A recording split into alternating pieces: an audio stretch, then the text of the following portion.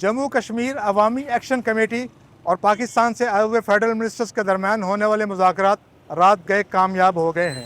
मुज़ाकरात का ये दौर 12 घंटे जारी रहा और इस मुज़ाकराती अमल में पाकिस्तान के ज़ेर इंतज़ाम कश्मीर की हुकूमत के नुमाइंदे भी मौजूद थे। मुज़ाकरात कामयाब होने के बाद एक मुश्तरका टीम तश्कील दी गई है जो कि हर 15 रोज़ के बाद जिसका इजलास होगा, जिसमें इन 38 मुतालबात के हल के लिए तजावीज़ दी जाएंगी। इस कमेटी में लीगल एक्सपर्ट्स भी होंगे जो कि पाकिस्तान के ज़ेर इंतज़ाम कश्मीर की कानून साज असम्बली में जो मुहाजिरीन की नशिस्तें हैं उनको ख़त्म करने के मुतालबे पर अपनी तजावीज़ देगी। पुलिस और मुजाहिरीन के दरमियान जो झड़पें हुए हैं, जिनमें कुछ हलाकतें और सैकड़ों अफराद ज़ख्मी होने के बारे में भी कहा जा रहा है, उस हवाले से ये कमेटी जुडिशल कमीशन के क़याम से मुतल्लिक़ भी अपनी तजावीज़ देगी।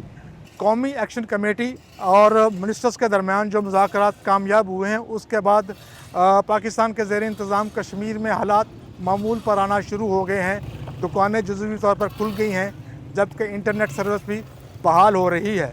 झड़पों के दौरान जो सिविलियन की हलाकत हुई है, उसके ख़िलाफ़ अवामी एक्शन कमेटी ने 3 दिन के शोक का ऐलान किया है।